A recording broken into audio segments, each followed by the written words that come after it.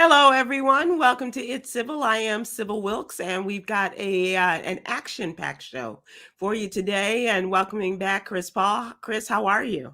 I'm good. Good to see you. It's good to see you too. I miss seeing you after having almost daily contact on the ship and coming back. And we did not have a show last week for Memorial Day, but I'm so glad to see you. And That Coy was the first Malone. time I saw you in person in forever. I know, right? It wasn't that weird. It Yeah. was just like virtual has become our norm, but you're absolutely right. Seeing you guys and touching and hugging people and everything, it was really it does a lot for your spirit. Right. At least it did for mine. So Oh uh, boy, does it. That face-to-face contact does a lot for you.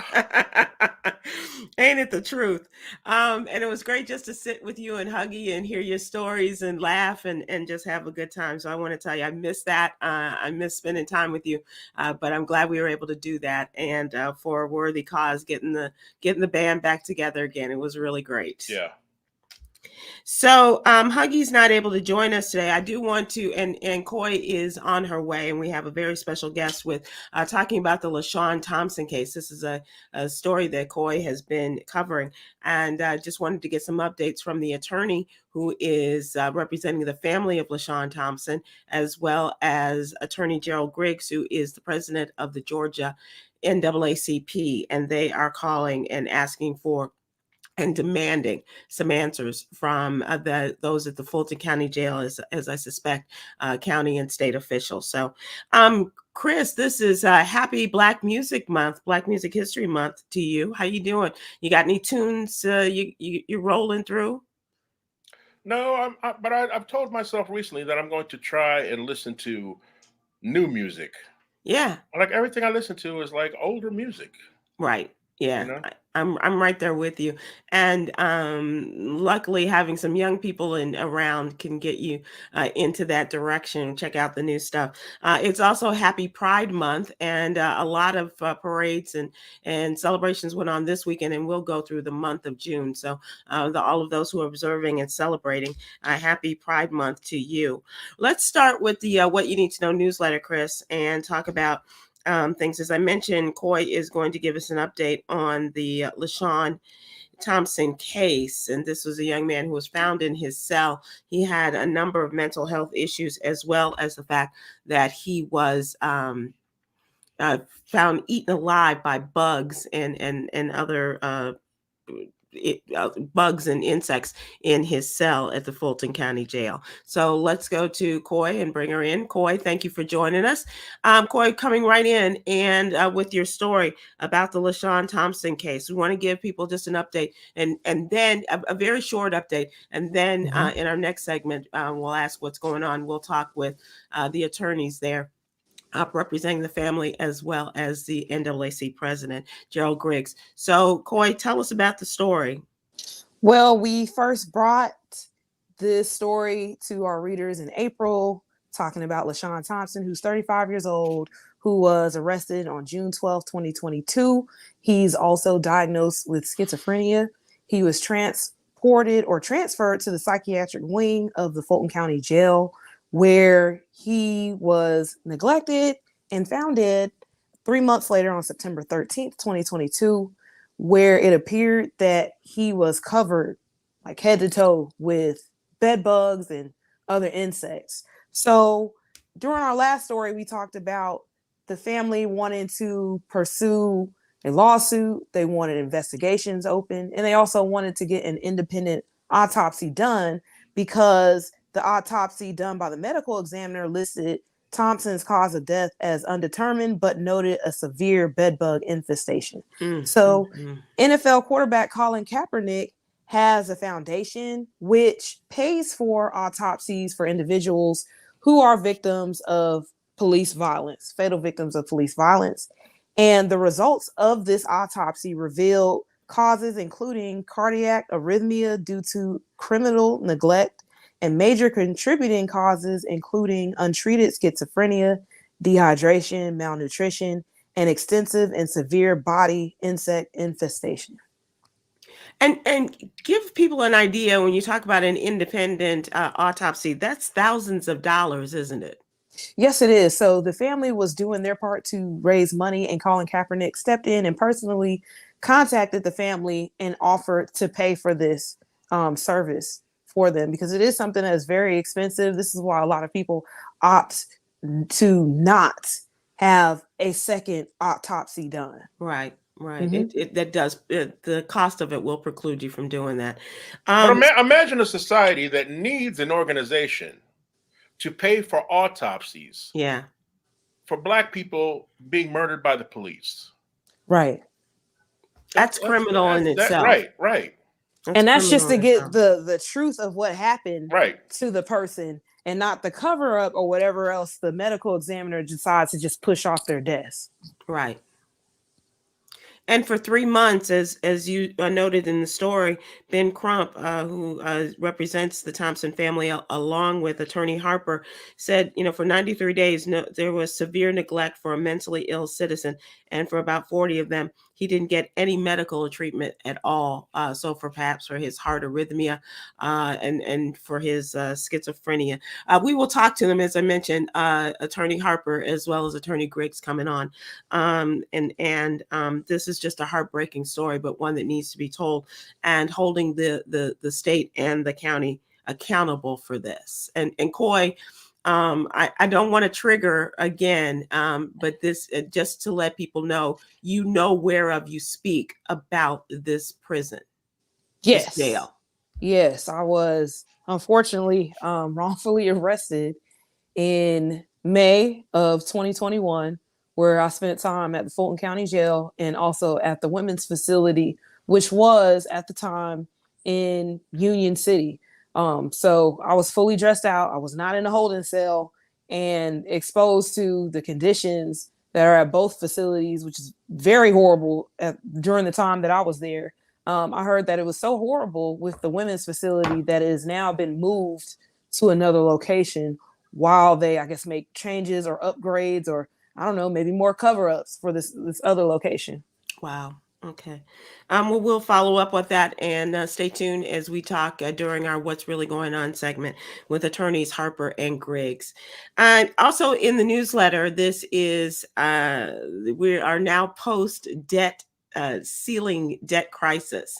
And today is the day that was the deadline. It was kind of moved from the 1st to now the 5th, in which they were hoping to get this debt ceiling bill completed, and they did. It was signed by the president over the weekend. He spoke to the nation from the Oval Office Friday night for about 13 to 15 minutes, they say, and talked about the bill and what's in the bill. We kind of outlined that for you several times leading up to it, and getting to the final in this edition of the What You Need to Know newsletter. Talk about suspending the debt ceiling until January 1st, 2025. So it'll get past the presidential election next year, as well as whoever is the next president will have that to deal with in 2025. Military spending has been limited to $886 billion. Well, that sounds like a lot of money, but apparently limiting it when you're in the midst of supporting a country that's in the middle of a war, as well as holding your own military and keeping them together. That takes a lot of money. It sends about $28 billion in unspent COVID relief funds. And that's a lot of money that was designated in the president's effort to do for the infrastructure bill during COVID, trying to help the nation keep going, as it were. This had to do with the COVID relief funds, and eliminated almost $1.5 billion in IRS funding, meaning people that they were hiring in order to follow up on the tax returns, especially of the very wealthy, who they say have gotten away with a lot of things. They've now taken back a $1.5 billion of U.S. funds, federal funds for that. And sorry, Coy, they're restarting the federal repayment of student loans. That's going to happen as soon as August 29th. I know. And as well as the case that's before the Supreme Court, that is probably not going to go very far either. And the president seemingly has plans for this. And speaking of the president, what stood out for me in watching this was the fact that he was preparing people for his reelection campaign. That's the sense that I got. And he used this to itemize the achievements of his first term of this bill and saying, this is why you elected me. I told you I could work with both sides of the aisle and get things done. This is a really good example of that, according to the president, and spoke about the difficulty of bipartisanship. And when it came to parts of the budget that were most difficult, I got to tell you that one of the Democrats made things most difficult for him, as he has one of our favorites, Chris Paul, is Joe Manchin. And he also managed to put in this bill his months-long effort to greenlight the Mountain Valley Pipeline, a project that will pipe methane gas across parts of West Virginia and Virginia. And this is really ticking off a lot of environmental groups. But he helped secure a provision in the deal that would compel federal agencies to approve all remaining permits for the approximately 300-mile natural gas pipeline, as well as shield the project from future litigation. Isn't that what they call in future? Isn't that what they call pork? Exactly. That they put in there? Yep. We don't talk about pork so much, Chris. I guess, that other white meat doesn't, we don't talk about it, but that's exactly what we used to call it back in the day. All the parties would have pork, their pork projects that they would put into bills. And people are like, well, how do you get this? He's an old school politician and managed to do that. And he's up for re-election. So maybe they kind of let him slide with that in coming up in the 2024. So that is a part of the what the president talked about, getting ready for that. Now, his presumed opponent, Donald Trump, tapes have been brought to the attention of the special counsel, Jack Smith. And in the same vein of Richard Nixon some 50 years ago, now there may be tapes that could condemn Donald Trump and let people know that he knew exactly what he was doing and about the I declassify you documents and take you home with me. They found a tape that was recorded in 2021 at one of his golf clubs, and he can be heard discussing a special classified document that he kept in his possession after leaving the White House. News sites report that the recording was played during testimony presented before a grand jury, and the grand jury is still investigating the classified documents. And they're looking at this, and it has to do with an attack on Iran, who is still our enemy, but indicate that he wanted to share this information with Iran. That's one of the speculations that has come out of this discussion about the tape. So if 18-minute tapes, 18 minutes out of a tape that went missing could bring down Richard Nixon, could the same be said for Donald Trump? I don't know. The Access Hollywood tape didn't take him down. Right. It's a different time now, and people understand. I'm just wondering if it will, but like you say, if that didn't, in his describing in his own animalistic way what he could do to women by grabbing them, will this about Iran, who is an enemy of the United States, will it make a difference to people? We know how much he likes Putin. We know how much he likes the North Korean leader. Will it make a difference? But for all the steps of progress this country has taken socially, it still is remarkable that if we go back in history, there was a time when certain things disgusted people on both sides. Right. Like the Nixon. I mean, imagine the Nixon tapes and then one party being like, there's no big deal. So what? But there were certain things. I mean, even things as simple as, who was it? Gary Hart, who had a woman sit on his lap. Yep. On a boat called Monkey Business, no less. Took down his entire campaign. Yeah. But at least there was a time when everyone knew in politics, you cross a certain line, certain things happen. That's it. It's over. But now it's just not the case. No, they don't hold you responsible for the things. And that is what the tipping point was for Richard Nixon, that there were high-ranking and very important Republican members of Congress who went to him and said, this is it. We cannot support this. And you are on your own. And subsequently, he resigned. But it doesn't seem... people are so scared of those that support Donald Trump and losing that support, Chris Right. and Coy, that they don't want to rock the boat. That's why it doesn't hold as much weight with us that Right. That President Biden wants to work with people on the other side of the aisle, like, because we don't respect the people on the other side of the aisle. We know what they stand for and what they won't speak up against. Right. And they don't respect us, and members on our side don't respect them, and it really is about the gotcha moments, and also trying to not thinking about the good of the people, but the good of their political careers. Right. I heard someone make a very good point over the weekend that when it comes down to, and I hate to make it against Democrats versus Republicans, but we always come down to this type of fight, that when it comes down to Republicans, they're able to stand on foolishness and all kinds of other things. But when it comes down to Democrats presenting facts, they want us to present more facts. Yeah. And we have to be able to stand on that when Republicans are able to make a fool out of themselves, a whole circus, and they have thousands and millions of supporters that take it as what it is. And Coy, this takes me, and what you're saying takes me back to the days where, we had to run twice as fast and be 3 times as smart and be 5 times early for a gig or a job than the other people. And they seem to get away with it because we had to hold ourselves to a higher standard and a higher level. And that's certainly true with what we're seeing in politics these days. Craziness. It is crazy.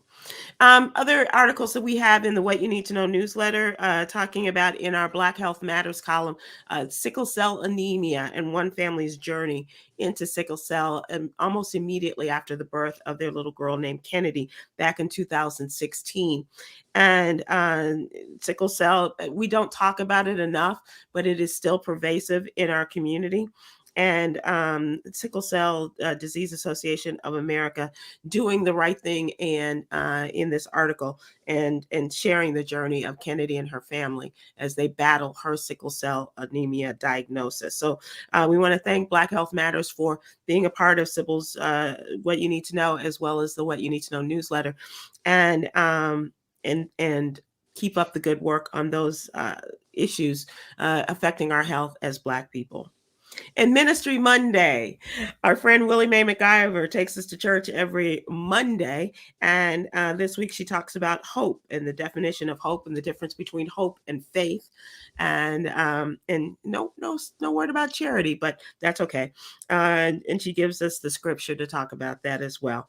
So here we are with the newsletter. We still are keeping busy as we did even while we were on the cruise, keeping people up to date on stories that were going on. We'd love to have you subscribe. Please go to SybilWilkes.com. Give us your email address, and we'll have it in your email box every Monday through Friday morning, as well as all of the items that you've heard us talk about: politics and health and wellness and social justice, the LGBTQ plus community, mental health, as well as HBCU Corner, and talking about the esteemed people who gave the commencement addresses at a number of HBCUs around the country. And every subscriber once a day, Sybil and Coy will knock on your door and read you the newsletter in person. Chris, if that's what it takes, absolutely. If you subscribe. You're gonna get a lot of people signing up with me at the door. You got to subscribe in the next 5 minutes. Yes. All right, so let us move to our. But wait, there's more. Subscribe now. You get not just one, but 2 subscriptions. One is you, and one is a gift. And here's the thing, please subscribe. We love that you open the newsletter and send information to a friend or family member, but we would love for you to subscribe them as well. That would be great. And when the email comes in, please open it every day to check out the newsletter. That would be even better. And you'll get a shout out. We like to do that for you too. You should make a way to give it as a gift. Yeah. Because sometimes the people in your family who are just uninformed, and you know who those people are. And they're the ones with the most opinions at the cookout. And yet they have no idea what's going on. But if you get something and it comes from you, they know it's legit. And it's legit, and you're going to get a plethora of different opinions and outlooks and things like that as you get on this show. You get it through the newsletter as well. And factual information. Yeah, yeah. Hence the name. So let's move to the what's really going on segment, and welcome in as our guest. And this is really important to talk about the LaShawn Thompson case. So let us move to Attorney Gerald Griggs, who is the president of the NAACP of the great state of Georgia. And thank you so much for joining us, sir. We really appreciate it. Thank you for having me. It's great to be here. It's great to have you, and welcoming back not only Attorney Griggs, who has been here before, but Attorney Michael Harper, who is representing the family of LaShawn Thompson. And Attorney Harper, thank you for joining us. Yes, thank you for having me. So as I mentioned to you, Attorney Griggs, Coy has been following this case from the very beginning. Mr. Harper came on, I think, almost immediately as Coy did her first story on this, and given us. So let's go with you, Mr. Harper, and if you can give us an update as to where you are, and then we will talk with Attorney Griggs about what we as a people can do to hold those responsible for his death, hold them accountable. Well, where we are now, as Coy Malone mentioned, we now have the independent autopsy results in.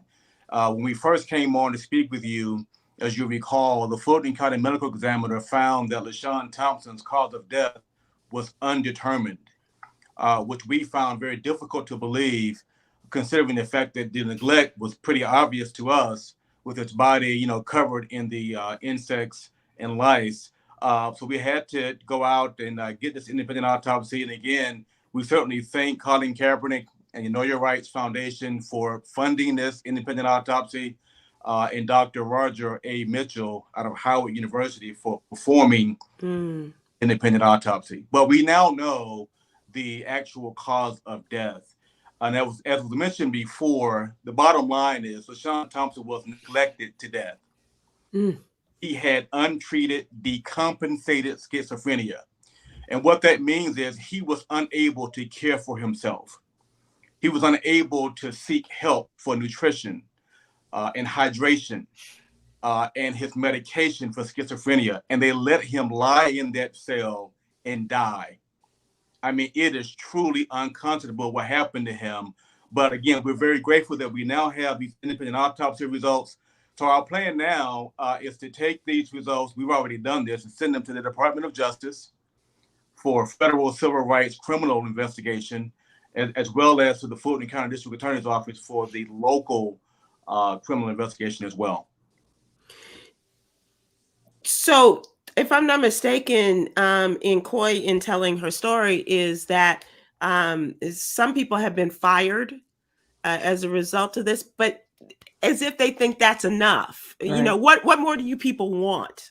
Well, I mean, Sheriff Labat did ask for his top lieutenants to resign. And there was a difference. They were asked to resign, and they did. They were allowed to keep their pension. So it's not quite true they were fired.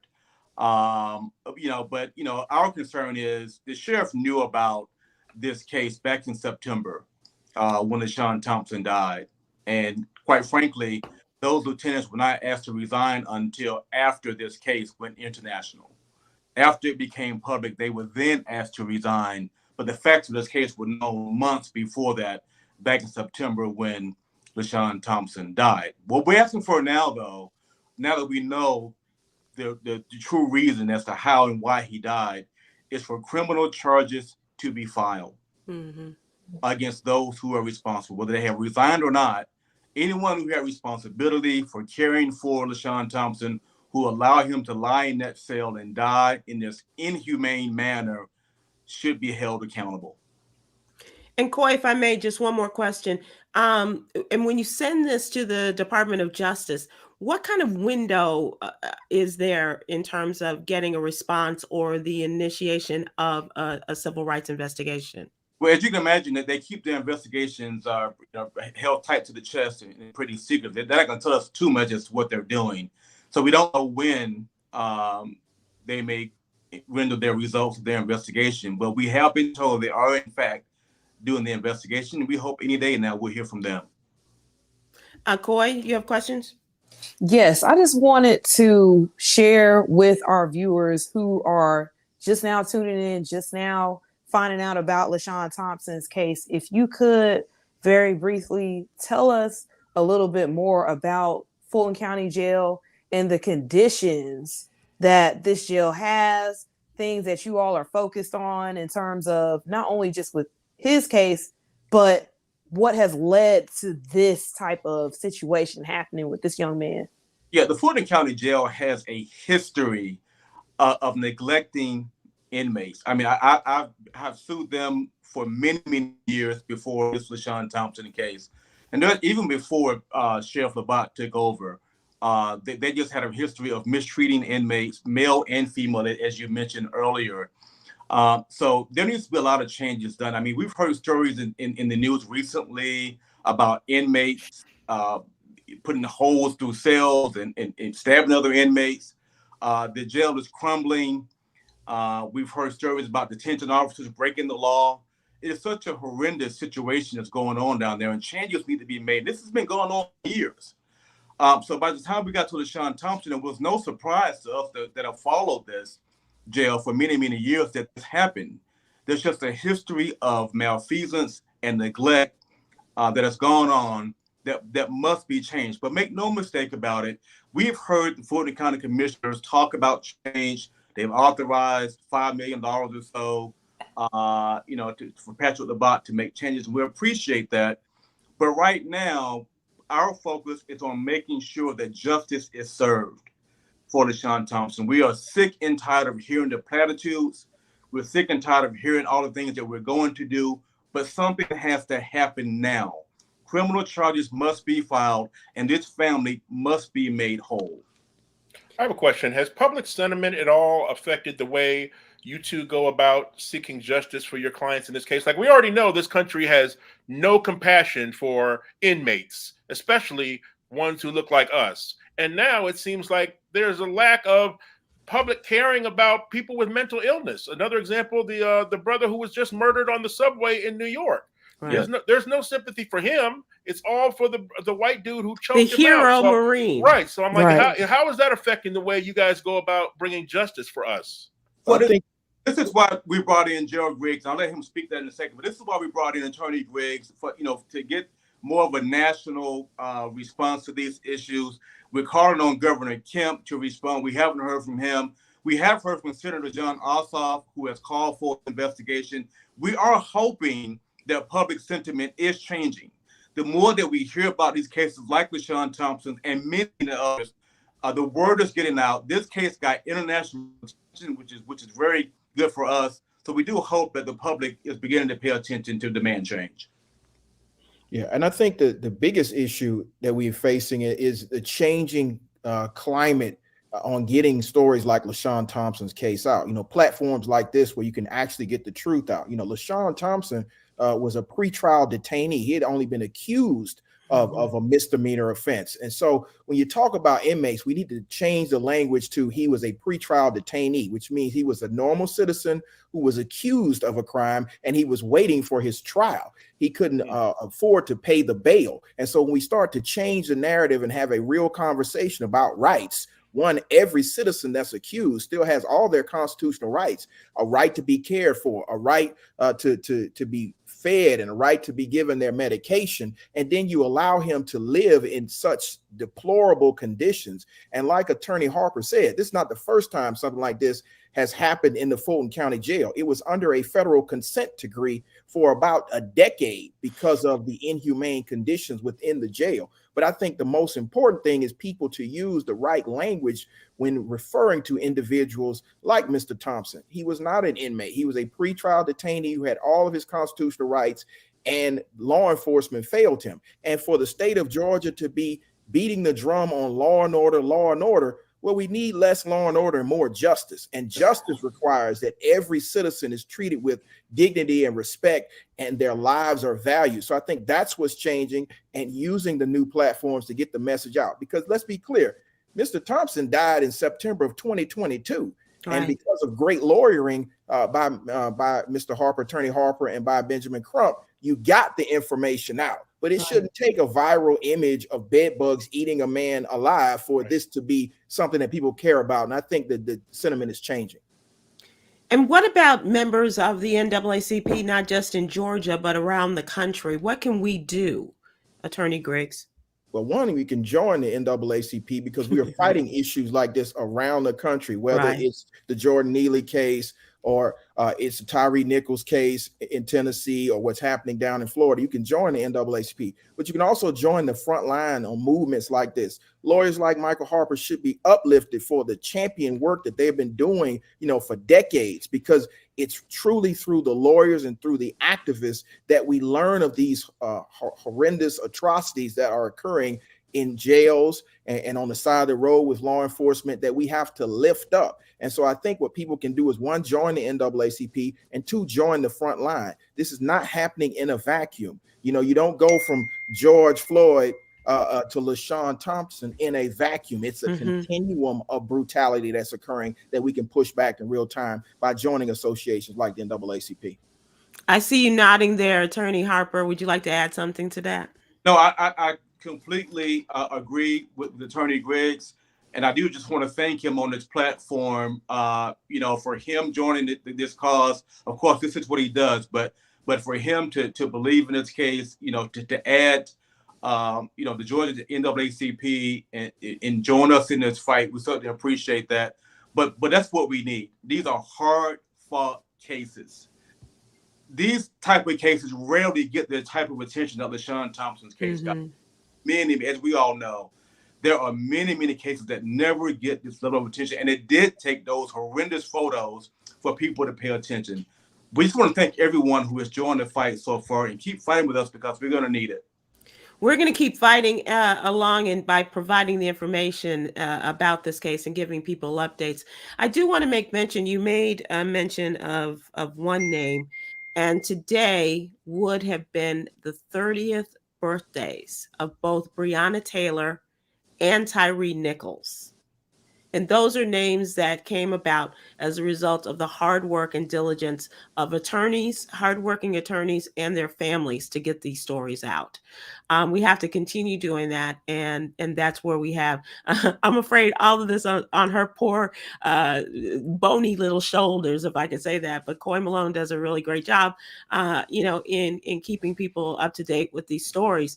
But it is really necessary that not only we support her in getting these stories out, because I think it takes a lot out. And this is a triggering thing because, as we mentioned, Coy knows about the conditions there.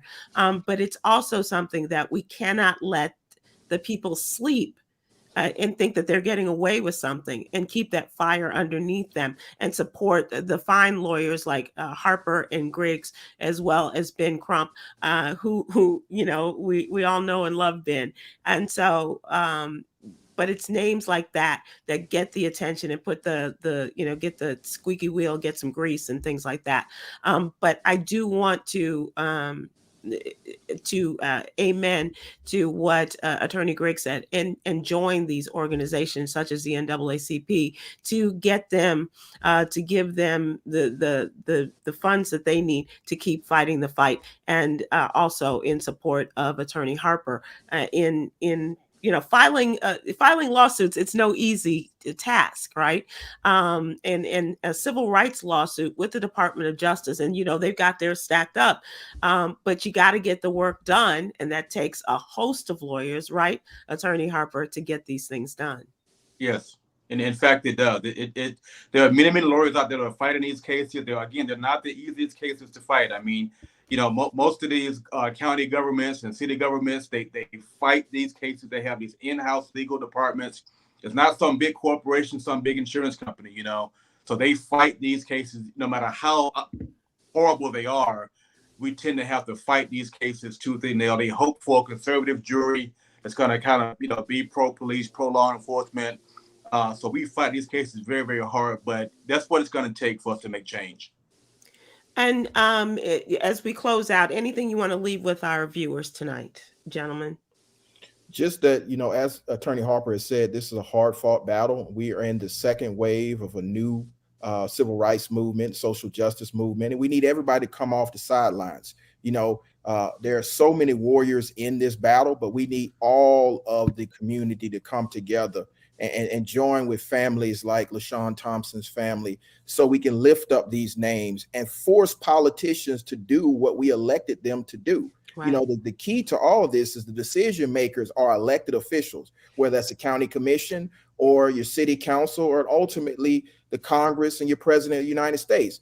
The issue of social justice should be front and center. Freedom Summer 2020 never ended. We took it to electoral fall, and now we're back to a burgeoning movement that is moving forward. So how do we celebrate the should have been 30th birthday of Tyree Nichols or Breonna Taylor? By continuing to say their name and support those families and support the other families to actually get justice. And justice requires somebody being held accountable. Somebody criminally neglected LaShawn Thompson, and they should be held accountable.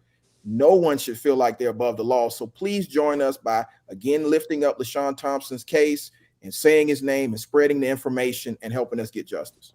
Amen. And Attorney Harper giving you the last word. Yeah, thank you very much. I want to draw attention to the family of LaShawn Thompson and all these families that lose these loved ones. We talk about these cases systemically, and we need systemic change. But we have to remember there's a family at the heart of these cases. In our last press conference, as lawyers, we have other cases. Media has other cases to cover, but these families are left with losing their loved one, especially in this case. They are left with these horrible images of their loved one who was eaten with bed bugs and lice, neglected in a cell to die a horrible death. And we have to remember in each one of these cases, we must think about these families and do what we can to get them justice. Amen. Can people follow you all on social media? Yeah, Michael Harper _ attorney on Instagram and Michael D. Harper on Facebook. Okay. And mine is in the Chiron at Attorney Griggs on all platforms, and follow the Georgia State Conference of the NAACP on all platforms, Georgia _ NAACP. Thank you to attorneys Michael Harper and attorney Gerald Griggs, and thank you so much for joining us. And we are going to keep lifting the name of LaShawn Thompson, and God, let this be the last name we lift up like this. But being realistic, we will continue to fight and stand there with you all. And Coy will continue to do the great job of letting people know about these stories. Thank you so much, gentlemen. We appreciate it. Good job, Coy. Thank you. And unfortunately, it's not the last name, because last week we had Dexter Berry out of Jacksonville, Florida, who died because he didn't get his medication that he needed for his heart transplant while he was in jail. So we definitely have a lot of cases to fight. And just like the attorneys mentioned, definitely join your local NAACP chapters, join in the fight against these bad policing tactics that are going on, these jails that are neglecting people. That's right. That's right. As we move to trending, Chris Paul, I know you got comedy shows lined up. What you got? Let me see. We have Huggy Lowdown and Friends with special guests Chris Paul and Cool Bubba Ice from New York City. Ooh. We will be at the Holiday Inn in College Park on the 16th for our special Father's Day weekend show, and then the following night on the 17th, join Huggy Lowdown and I back out in Lynchburg, Virginia at the Clubhouse. Amazing club, amazing food, amazing drinks, amazing everything. Nice. All right. So folks will be there for Father's Day. Huggy did it for Mother's Day weekend, and now you're going to do it for Father's Day. I think that's going to be a good time, and dads can always use a good laugh. And these are the men that will give it to you. Absolutely. But keep the celebration limited, because remember, we're paying for it. Right. Senator Tim Scott was on The View today and clashed with the host after calling out a disgusting message about race. He criticized them over previous comments they made on the show about him being the exception to systemic racism in the U.S., saying that it was an offensive, disgusting message to send to young people. Co-host Sunny Hostin asked Scott if he believed in the concept of systemic racism and pressed him about being the exception in overcoming such a system. One of the reasons why I'm on the show is because of comments that were made, frankly, on the show. And the only way for an African-American kid to be successful in this country is to be the exception and not the rule. That's dangerous, offensive, disgusting message to send to our young people today. The only way to succeed is by being the exception. And she argued that it is before Scott disagreed. And Whoopi Goldberg asked him to talk to his fellow Republicans about the concept, about race issues and issues that having to do with race. And he said Republicans had done a tremendous job on race issues. And at one point, there were boos heard from the audience, and Whoopi had to kind of calm the people down a little bit. Said, we invited this man. We're not going to have boos. But I felt myself wanting to boo because he didn't really answer the questions, which is the norm for a lot of politicians. They have that double speak, and they answer what they want to answer, or give those patterns speeches that they give. Both sides of the aisle, he said, have done a better job on the issue of race. He said diversity on his own Senate staff and also his work on tax reform, he said, benefited people like his own mother and his having grown up in poverty. So it's going to be interesting to see how this all plays out. More people are jumping into the race. The man who was the vice president of the United States now wants to be president. Mike Pence has filed the paperwork. He's supposed to make his announcement this week. And there are a couple of others who are, Chris Christie is going to make his announcement any day now. And one of the governors, and I find this really interesting, that there are governors out there of states they may never have heard of the governor, let alone the state, but somebody's telling them in their ear, you should run, as if they're running for class president. I don't know. It just seems very interesting to me. Chris, have you thought about this at all? I mean, it just feels like such a drop off in the candidates. Used to be, I don't know, presidential candidates. It was a star-studded lineup. Now it's like they're casting a new season of Big Brother. any B-lister, Tim Mascot, really? Yeah. Tim Mascot thinks he can be a president, and Mike Pence, after your own party hoard you, and they tried to kill you. I mean, come on. Well, that's what happens after somehow this country voted a reality star, right, into the presidency. Now everybody thinks they can enter. Yeah, if he can do this, why can't I? Yeah, right. Yeah. This is a new program out of Harris County in Houston, Texas, seeking to help all residents. A new multi-million-dollar program was announced today in the Harris County area that looks to help bridge economic inequality and reduce poverty. The Harris County Judge Lena Hidalgo and Commissioner Rodney Ellis introduced a $20.5 million investment program called Uplift Harris. The program will be proposed during the Commissioner's Court meeting Tuesday. The pilot program expected to launch later this year when given approval, where families living below 200% of the federal poverty line, that's approximately $40,000 for a family of four, will receive a $500 a month stipend to support household needs. That's pretty good. That's a good start, as they say. And there are those programs which have pilot programs in cities across America. A lot of people are doing it, and other people say, well, where do I go to move to do this? I'd hold off moving to Harris County if I were you. And I say that from a political standpoint because the state legislature is doing everything they can to stop people from being able to vote in the county of Harris. So take your time when you're making changes. I know that a lot of people are moving out of Florida. Have you guys noticed that?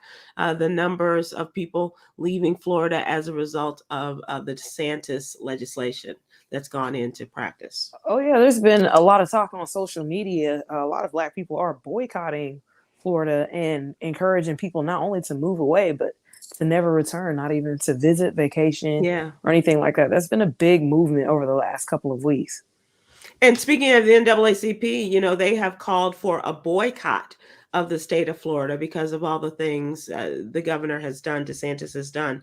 It's going to be interesting to see if this really has an effect and how people will really do their due diligence to boycott and not go to Disney World and you know, all the other SeaWorld and Universal Studios and all that. Miami. Yeah, going to Miami for the Black Film Festival or going for Right. spring break or whatever, right? And the people who aren't leaving the state are just leaving to go to another state where they can find a bookstore.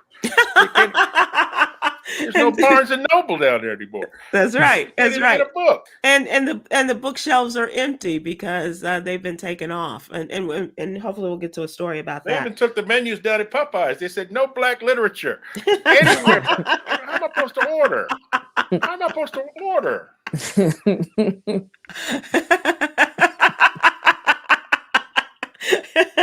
Just that look alone, Chris.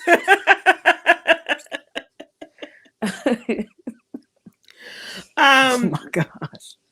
I'm going to move to another story because that certainly has me laughing. Apple on Monday unveiled its long-awaited virtual reality headsets called Vision Pro, the technology giant's first major new product line that they introduced today, launched since releasing the earbuds in 2016. This is where you find the real ballers right now. Okay. And that is so true, Chris, because the device priced at $3,500. For Elton John sunglasses. $3,500. And their competition, they're hundreds of dollars compared to this. Yeah. And what took them so long? Why are they finally going in? And when others have set up a really good position in the business, Google and Facebook owner Meta already have made forays into the growing space of virtual reality and the eyewear, the Vision Pro technology. They're really on their way. But it was like Apple was kind of laying in the cut, seeing how it was going, seeing how things were going, and say, okay, not to improve the camera like we'd like you to do on our Apple iPhones, but seeing what they did wrong and how they can improve it and charge you $3,500. It's crazy. $3,500 just for gaming and to be able to feel like you're flying. Yeah, you're in another world, but you with those $3,500 glasses on, you can't even see them boys roll up and rob you of your $3,500 glasses. Okay, and don't think they won't be following you home from the store when you make that purchase, right? Oh my goodness. The thing is, are women going to be attracted to them? Like if you see a guy, oh my goodness, he's got $3,500 real virtual sunglasses on. That means he's probably broke because he spent all his money on that. Don't be fooled, ladies. Don't be fooled. A suburban school in Utah has called for the banning of the Bible on the school library shelves. They have banned the Bible in the elementary and middle schools after a parent, frustrated by efforts to ban materials from schools, argued that some Bible verses were too vulgar or violent for younger children. And the Book of Mormon could be next because it is Utah. The 72,000 student Davis School District north of Salt Lake City removed the Bible from its elementary and middle schools while keeping it in high schools after a committee reviewed the scriptures in response to a parental complaint. They removed other titles, including The Absolutely True Diary of a Part-Time Indian and John Green's Looking for Alaska, following a 2022 state law requiring districts to include parents in the decisions. This is too much. It's too much. There are already books, the library shelves are empty in some respects in school districts in and around Dallas-Fort Worth. I know that. I've seen the pictures of them. They say that the district review committee found that while the Bible does not contain sensitive material as defined by the state law, it includes elements of vulgarity or violence that are not suitable for the younger students. This is the same school district that had several issues leading up to the young lady, I think Isabella Teitner, the young girl, elementary school age child who committed suicide. Remember that story that Coy did? Yeah. Yes, there were other incidents within this same school system of racism, of complaints of bullying and things like that the school district covered up. So it's just so funny yet interesting to see that out of all these problems that this particular school district has, the one they decide to focus on and move swiftly with is taking the Bible off the shelves. It's crazy. It's crazy. I want the Bible removed, and all 13 of my wives agree. So I'm saying this is a bit rich for Utah. And where's that Popeyes menu, by the way? What do you mean you only have white meat? How about the Miami Heat, Chris Paul? Man, how about those Heat, man? Woo. This has become this is a game. It's been a race war. Yeah. Black people are like, man, F Joker. They keep saying the white dude's the best player in basketball. F that. Okay, come on, Buckets. Come on, Jimmy Buckets. And Tom Joyner, I should note, I didn't see him in the broadcast last night, but he was in Denver last night to cheer on his beloved Miami Heat. So we'll get word from him. But they did come back, and a slim lead, but a win nonetheless. Right. 111-108 Miami over Denver. And now they head to Miami. And that's where the real challenge to their keeping their heads in the game is going to come, Coy, as you mentioned about people in Miami. All right, let's move to a little bit of entertainment. And I think that we can all identify with this. Well, I'm not sure about you, Chris, but I think Coy and I can. Gabrielle Union shows off her natural hair, complete with all the grays. So, Coy, I'm not sure about you and gray hair. I started graying very early in life. I was like maybe a senior in high school. I found my first gray hair, but that was common on my mom's side of the family. She shows her gray hair and shared a makeup-free Instagram reel last week to show how she takes care of her natural hair after removing her braids.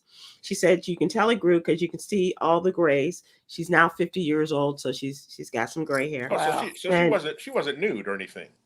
No, she had a. Oh, you're gonna show all your natural gray. Show all your natural gray is all I'm saying.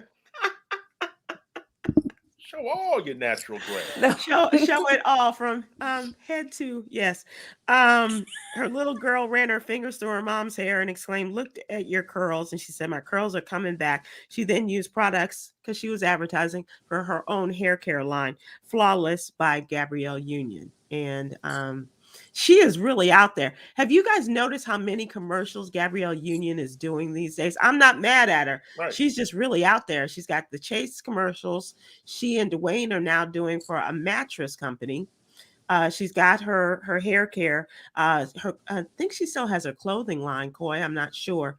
But she's a hustler. She really is. She had a lot of work to do because, she had a sponsorship with, what was it, Neutrogena for a while. Mm-hmm. And then it was taken over by Kerry Washington. Right. I did see a video of her recently talking about how, in Hollywood, there's a little bit of a struggle for her because there were parts that she was able to go for. And as time progressed, other actresses came in, other opportunities were given to people that were seen as more beautiful or younger or what have you. So she's been really hustling to, secure her own fortune and not just rely on Dwayne Wade and his name and stuff like that, which I commend her for.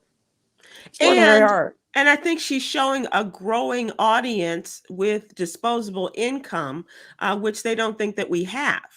As we get older, you younger people, you spend all the money, but if you give us something good, I mean, Tom Joyner showed the travel industry about, cruises and things like that, or the types of cars that people are willing to buy, but you show them and you give it to them, they'll come to you and they'll buy your product.